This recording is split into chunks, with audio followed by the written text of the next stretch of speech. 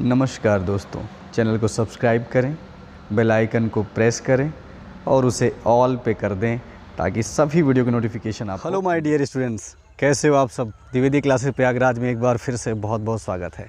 हाजिर हूँ नया वीडियो लेकर के। आज का जो वीडियो है रिलेशन एंड फंक्शंस का तीसरा वीडियो है। आई होप आप लोगों ने दोनों पार्ट देख लिए होंगे और अगर अभी तक नहीं देखा है तो ज़रूर उन दोनों पार्ट को देख लें, क्योंकि वो दो पार्ट अगर आपने नहीं देखे हैं तो फिर ये पार्ट आपको बिल्कुल भी समझ में आने वाला नहीं है। इसीलिए मैं 1, 2, 3 करके डाल रहा हूँ। उसी सीरियल में आपको भी देखना है। अगर किसी काम में आप बिज़ी रह गए, आप नहीं देख पाए हैं, तो डिस्क्रिप्शन में भी मैंने लिंक दे दिया है, आई बटन में भी देख सकते हो, वीडियो आपको शो करेगा। आप उस पर जा के पहले शुरू के वीडियो देखें, तभी तीसरा वीडियो देखें। जबकि जो वीडियो हैं 15 से 20 मिनट के महज वीडियो होते हैं, आराम से आप बैठ करके देख सकते हो अगर आप अपनी पढ़ाई के लिए ज़रा भी गंभीर हैं। तो अगर आप इतना वक्त देते हैं तो निश्चित रूप से टॉपिक आपको बिल्कुल बढ़िया बेहतरीन ढंग से समझ में आना है। तो बच्चों, अभी तक हमने चर्चा किया कि टाइप्स ऑफ रिलेशन पे चर्चा किया, फिर उसके बाद में कि वैलेंस रिलेशन क्या है, कि वैलेंस क्लास क्या है। पिछले वीडियो में ये डिस्कशन किया और आज के वीडियो में हम एक्सरसाइज पे आएंगे, क्योंकि जो पहली एक्सरसाइज है उन्हीं से रिलेटेड है। ठीक है, तो 1 बाय 1 क्वेश्चन हम देखेंगे।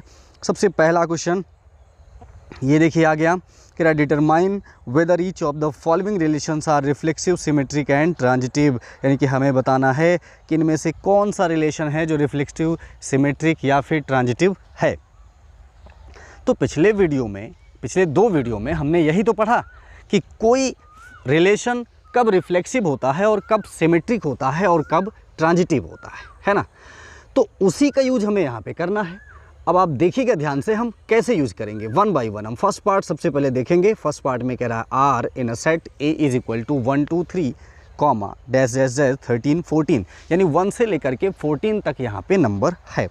अब इन्होंने जो आर दिया है, आप गौर करिएगा, ये देखिए आर जो दिया है क्या लिखा है, R is equal to x comma y, यानी एक ऐसा ऑर्डर्ड पेयर या क्रमित युग्म बनेगा जहाँ पे 3x minus y is equal to 0 होगा। अब ज़रा आप देखो, अगर 3x minus y is equal to 0 है तो हम इसे y is equal to 3x भी लिख सकते हैं, कोई दिक्कत की बात तो नहीं है। ये 3x उधर चला जाएगा, वो भी माइनस 3x हो जाएगा और माइनस माइनस कैंसिल होकर के, यानी y is equal to 3x। इसका मतलब है कि वो जो ऑर्डर्ड पेयर क्रमित युग्म जो हम बनाने जा रहे हैं x, y टाइप में होता है, तो जो y वाला होगा वो x का 3 गुना होगा। अब कैसे? अब ये जो आप वैल्यू देख रहे हो A is equal to 1, 2, 3 comma dash dash dash, ये 13, 14, ये x इसको समझिए आप। ठीक है, अब अगर मैं x इज इक्वल टू 1 लेता हूँ तो y इज इक्वल टू 3 1 जा क्या हो जाएगा, 3 हो जाएगा। कब? जब मैंने x इज इक्वल टू 1 लिया है। ध्यान दीजिएगा, यानी कि पहला पेयर मेरा क्या बनेगा यहाँ पे 1, 3। अब अगर मैं x यहाँ पे 2 ले लूँ, x क्या ले लूँ 2, तो यहाँ जब 2 रखेंगे तो y की वैल्यू क्या हो जाएगी, 6 हो जाएगी, यानी यहाँ आ जाएगा 2, 6 हो जाएगा। ठीक है, बिल्कुल इसी तरह अगर मैं x 3 लेता हूँ तो 3 3 जा 9 हो जाएगा ना, यानी ये 3, 9 हो जाएगा। और अगर मैं 4 लेता हूँ x तो 4 3 जा 12 हो जाएगा, यानी कि 4, 12 हो जाएगा। अगर मैं 5 लेता हूँ तो 5 3 जा 15 हो जाएगा। लेकिन आप ध्यान दो, यहाँ पे तो 15 कहीं है ही नहीं, यानी कि हम 5 नहीं लेने वाले हैं। तो ये हमारा R निकल के आ गया। अब आप गौर करिएगा, सारी बातों का जवाब हमें यहीं से मिलना है। 1 3 2 6 3 9 4 12, यही है R इज इक्वल टू। और इसी बेसिस पर हमें बताना है कि हमारा जो रिलेशन है वो रिफ्लेक्सिव है यानी स्वतुल्य है, सिमेट्रिक यानी सममित है, ट्रांजिटिव यानी कि संक्रमक है। ठीक है, सबसे पहले मैं आऊँगा रिफ्लेक्सिव पर। तो रिफ्लेक्सिव पे मैंने आपको बताया था क्या होता है, ए रिलेटेड टू ए, यानी कि सेल्फ रिलेशन, लाइक 1 1 2 2 3 3 4 4 5 5 ऐसे। क्या यहाँ पे है 1 1 2 2 3 3? नहीं है, इसलिए ये सिमेट्रिक नहीं है। मैं यहाँ पे इस पर क्या लिखूँगा कि 1 1 2 2 does not belong to R. ठीक है, 1 1 2 2 does not belong to R. हैं तो आगे भी, लाइक 5 5 6 6 7 7, वो तो 14 तक है ना। पर हमें जब 2 ही शुरू के नहीं मिल रहे हैं तो आगे चेक करने की ज़रूरत भी नहीं है, यानी कि ये रिफ्लेक्सिव नहीं है। ठीक है, तो आपने देखा कि ये रिफ्लेक्सिव नहीं था ना। अब बारी आई किसकी, हमें सिमेट्रिक देखने की। अब सबसे पहले जो हमारा आर है वो वही है, क्या था, 1 3 2 6 एंड 3 9 एंड 4 12। ठीक है, अब हमें क्या देखना है, सिमेट्रिक देखना है। सिमेट्रिक के लिए आप याद करो, मैंने बताया था कि अगर A रिलेटेड टू B है then B related to A होना चाहिए। अब जैसे 1 3 आप देख रहे हो तो क्या आगे कहीं भी 3,1 है, नहीं है। यहाँ पे मैं क्या लिखूँगा, 1 3 belongs to R but 3,1 does not belong to R। ठीक है, यानी 1,3 हमारे रिलेशन में है लेकिन 3,1 रिलेशन में नहीं है। This implies R is not symmetric. ठीक है, यानी क्या है, जो R हमारा है वो सममित नहीं है। क्यों सममित नहीं है, क्योंकि A related to B then B related to A ये होना चाहिए। जैसा कि मैंने पहले ही कहा, ये आपको तभी समझ आएगा जब इसके पहले का वीडियो आपने देखा होगा, क्योंकि आपको reflexive, symmetric, transitive, equivalence relation, equivalence class, universal relation, empty relation, ये सभी जो बताया गया है इन्हीं से रिलेटेड यहाँ एक्सरसाइज है।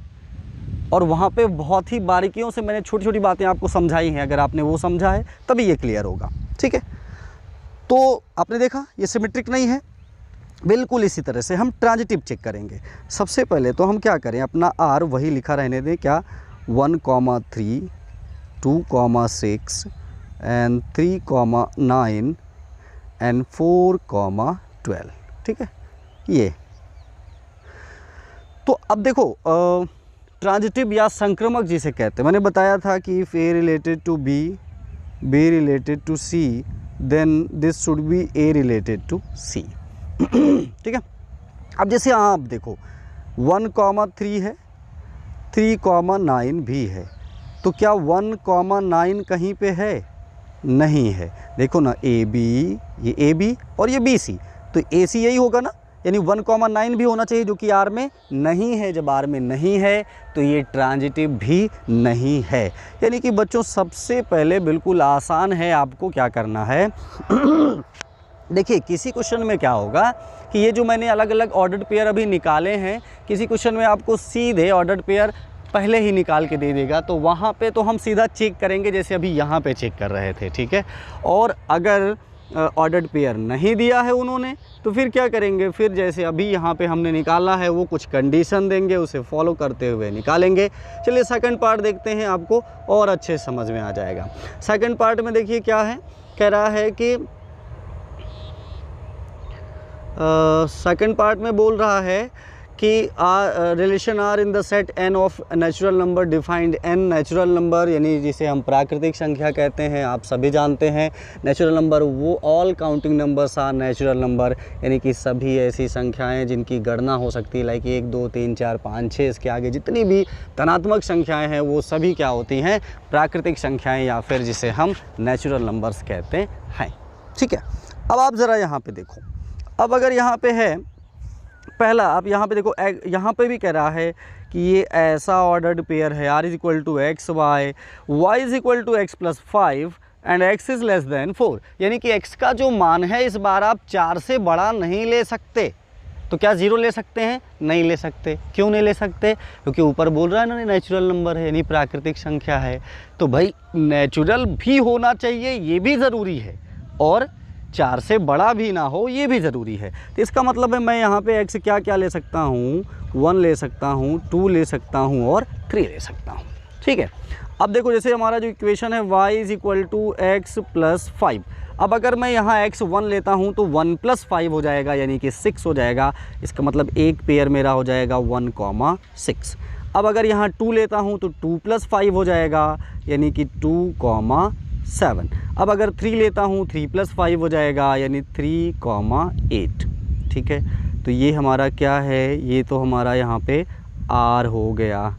ठीक, ऑर्डर्ड पेयर हमें मिल गया जिसे हम क्रमित युग्म कहते हैं। 1 6, 2, 7, 3, 8, ये 3 ऑर्डर्ड पेयर या क्रमित युग्म हमें मिले हैं। आप कहेंगे 4 क्यों नहीं लिया, तो पहले ही मैंने बताया, यहाँ पे लिखा हुआ है ना x इज़ लेस देन 4, यानी 4 से छोटा ही लेना है, बराबर भी नहीं लेना, बड़ा भी नहीं लेना। और 1 से छोटा भी नहीं ले सकते, क्योंकि उसने पहले ही बोला कि ये ऐसा रिलेशन है जो नेचुरल नंबर के लिए यानी प्राकृतिक संख्याओं के लिए है। ठीक है। सो अब हमने क्या किया, अब हमें चेक करना है बारी बारी। सबसे पहले हम रिफ्लेक्सिव या स्वतुल्य संबंध देखेंगे। तो रिफ्लेक्सिव के लिए मैंने बताया था a कॉमा a होना चाहिए, यानी 1 1 2 2 3 3 नहीं है ना, इसमें नहीं है। 1 1 does not belong to R, 1 1 2 2 3 3 does not belong to R। तो यहाँ सीधे लिख देंगे this implies R is not reflexive, अतः R क्या है, स्वतुल्य संबंध नहीं है। बिल्कुल इसी तरह हम बात करेंगे सिमेट्रिक यानी कि सममित संबंध की। तो सिमेट्रिक या जो सममित होता है, इसमें बच्चों देखिए जैसे 1 6 है, 6 1 होना चाहिए। मैंने बताया था ना सिमेट्रिक या सममित में क्या होता है, a comma b, b comma a, वैसा नहीं है ना। तो इसका मतलब यहाँ पे जैसे देखिए 1 6 तो बिलोंग कर रहा है R से, लेकिन 6 कॉमा 1 R से नहीं बिलोंग कर रहा है। फिर यहाँ पर भी लिख देंगे this implies this is not symmetric, यानी कि इसलिए ये सममित संबंध नहीं है। बिल्कुल इसी तरह हम ट्रांजिटिव चेक करेंगे। ट्रांजिटिव में आप जानते हैं a comma b, b comma c, then a comma c होना चाहिए। तो अब आप ज़रा देखो 1 6 तो 6 से कुछ है ही नहीं है, 2 7 7 से कुछ नहीं है, 3 8 8 से कुछ नहीं है, यानी ट्रांजिटिव होने का कोई चांस ही नहीं है। यानी कि जो आपका सेकंड पार्ट है इसमें ना तो रिफ्लेक्सिव है, ना ही सिमेट्रिक है, ना ही ट्रांजिटिव है। ठीक है, ध्यान रहे। हाँ, इसी बेसिस पर हमें यहाँ पे चलना। बिल्कुल इसी तरह से हम थर्ड पार्ट चेक कर सकते हैं। ठीक है ना। अब ज़रा देखो थर्ड पार्ट में क्या कह रहा है। अब इसे आपको चेक करना, मैं आपको हिंट कर रहा हूँ, आपको खुद से इसे करना है। देखिए क्या है, relation R in the set a is equal to 1 2 3 4 5 6। a की वैल्यू यहाँ पे इन्होंने दे दिया है।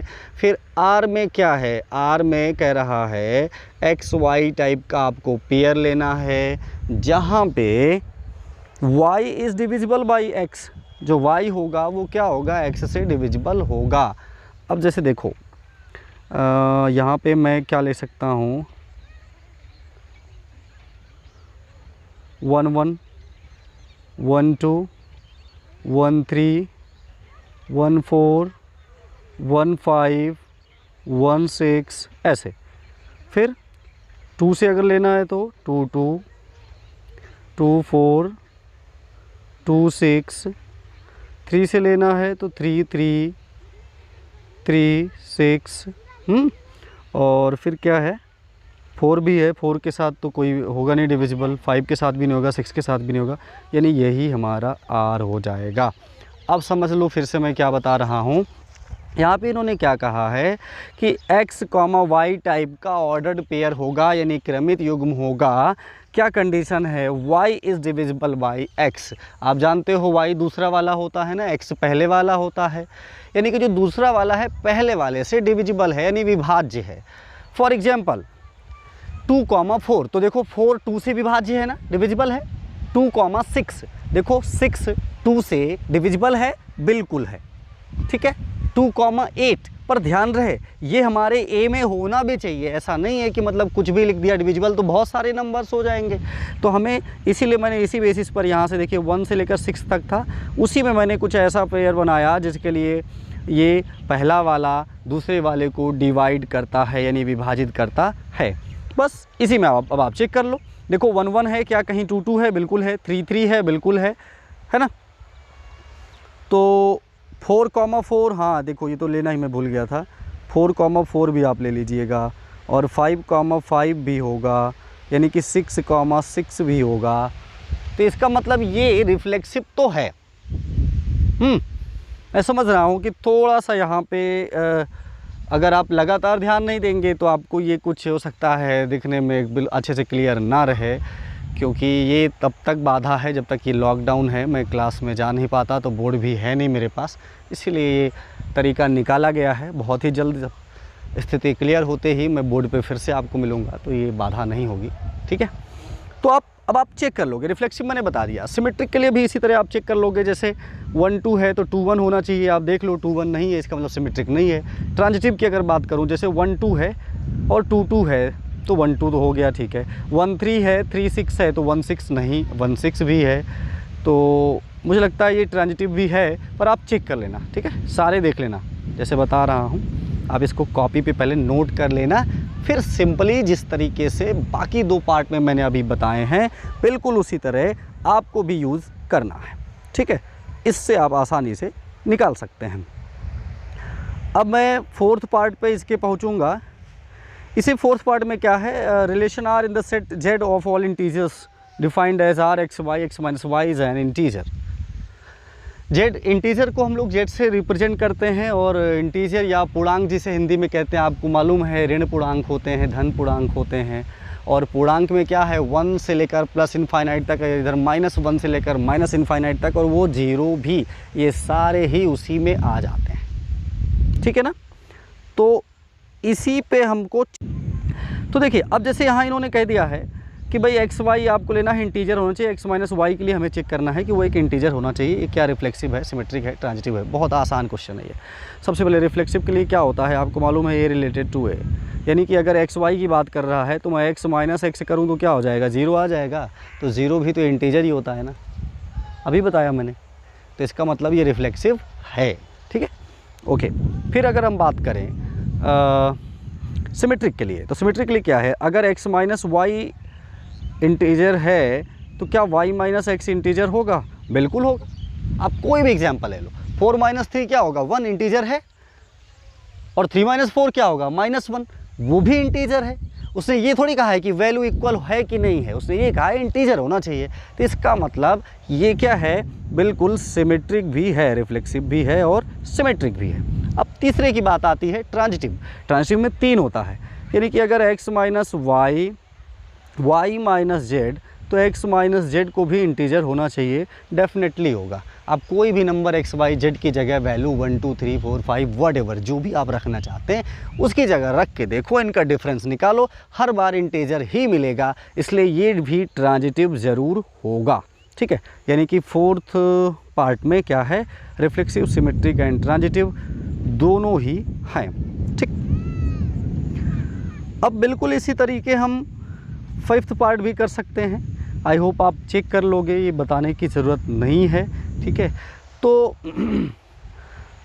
आज के क्वेश्चन में, आज के वीडियो में बच्चों पहला क्वेश्चन ही मैंने आपको अच्छे से समझा दिया है, और आप इसे मेरी ओर से इसको होमवर्क समझा करें। इसको अच्छे से प्रैक्टिस करने के बाद इसके आगे के क्वेश्चन ज़रूर आप ट्राई करके रखें, सॉल्व करके रखें। फिर जब मैं दोबारा उन क्वेश्चंस का वीडियो लेकर के आऊँ तब आप उससे मिलान करके देखा करो कि आपने सही किया है या फिर नहीं किया है। Because practice makes man perfect. आपको परफेक्ट स्टडी करना है तो ये इस तरीके की अच्छी आदतें आपको डालनी होगी।